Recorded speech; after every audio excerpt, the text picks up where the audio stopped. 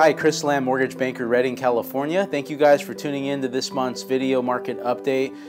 This month we're going to talk about a really big topic that's been sweeping through the real estate and mortgage industry over the last several months, and it's an acronym called TRID, which is one of the biggest regulations that we've ever seen sweep through the mortgage industry for the last 30 years. So it's really important for people to kind of have a basic understanding of what changes are set to go into place on October 3rd. And I'm just going to try to break it down into a couple bullet points that are somewhat simple to understand, so that if you're watching this and you're either one of our past clients, someone that's maybe doing business with us now, or you're a real estate professional, that you have just enough to kind of understand what these changes are and how they're going to affect you. So forgive me for looking down here. Today in the mortgage industry, we have two major regulations that we've been working through. One of them is the Truth in Lending Act, and the other one is RESPA.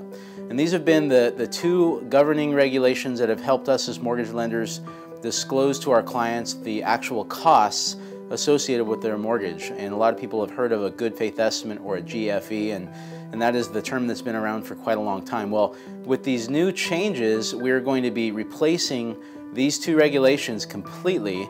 There will no longer be a good faith estimate. There will no longer be truth in lending, with a new form called a loan estimate, or an LE. And forgive me if this is a boring topic, but it's really important for anyone that's going to do a refinance or a purchase at any time in the future, because these changes are really big. And as I said, if you go asking for a lender to provide a good faith estimate after October 3rd, they're going to tell you it doesn't exist. So it's pretty important. So with this loan estimate, the government, or the CFPB, which is the governing agency in the mortgage industry, has created a form that is a lot easier for a borrower to understand. And that's the good news with all of this, is that if you're inquiring about a mortgage, this loan estimate is going to tell you the actual costs and the actual out-of-pocket amount that you could expect to come to the table with if you're buying a house. And that is really good news, because over the years, the good faith estimate has been somewhat confusing to clients, and it's been a common complaint is that these clients get a good faith estimate, they don't know how to read it. So it's a pretty good thing. And probably one of the bigger changes I want to talk about is the closing disclosure, or the CD. Now, if you're currently buying a house and your house is set to close and you're using financing, today you would go down to a title company, you would sign your closing documents, and usually within 24 to 48 hours, you would close on that house and you would get your keys. The document at title that shows you all the costs that in their final form is referred to as a HUD-1 closing statement. Well, as of October 3rd, anything from October 3rd going forward, there will no longer be a HUD-1. There will be a closing disclosure that's provided by the lender. It's very similar to a HUD-1. It's a little bit easier to read, but the kicker to all of this is you will now be required to wait 3 days after you review this document before we can consummate or close the loan. So in other words, the biggest difference that we're seeing with these changes is that if you're buying a house where you used to be able to close within 24 hours, after you now see this closing disclosure, you're at escrow. We cannot close a loan, any lender in the country, for 3 full days after you've acknowledged that you've received this closing disclosure via email or by signing a document with your lender. And so this is a really big change.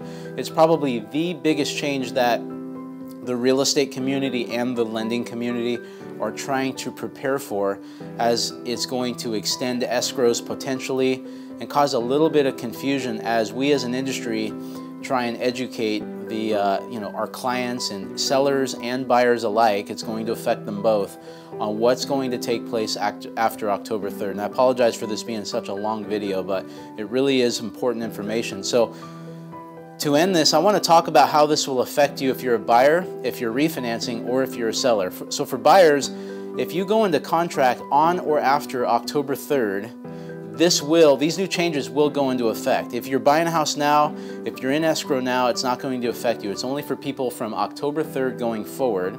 And so you want to make sure that you're aware of these changes. If you're a seller, or if you're a real estate agent and you have sellers, it's really important that if your house is not in escrow with someone that's using financing prior to October 3rd, that you're aware that there could be some additional delays towards the end of the transaction.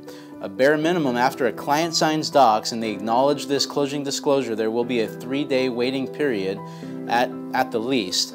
And due to the fact that these are such new changes, we're just trying to prepare people that there may be escrow companies and lenders and realtors alike working out some bugs, and there could be some additional delays. So as a seller, it's important that you try to be aware of those changes for anything that happens on October 3rd going forward. Again, if you've already started an escrow before that date, it's not going to affect you. Lastly, for someone that's refinancing, for a lot of refinances, there's already a 3-day waiting period called the 3-day right of rescission. So we don't see this impact changing people that are doing refinances by too much at all.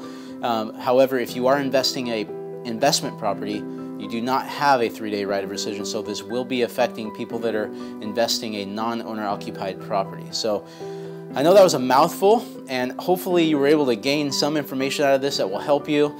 If you're a real estate agent, feel free to share this with your clients. We just felt it was important to get out some information about this. We are going to be doing some events in the next couple of weeks for realtors to help them educate them on how we as a company, Commerce Home Mortgage, are going to implement these changes, because although they're the same with most companies, there will be some nuances from one company to the next that will be a little bit different, and we feel that we've adopted a pretty reasonable way to navigate through these changes to help our clients get into their homes as quickly as possible. If you have any questions on anything else real estate lending related, we'd love to talk to you. Other than that, we hope you guys have a great month, and we'll see you next month.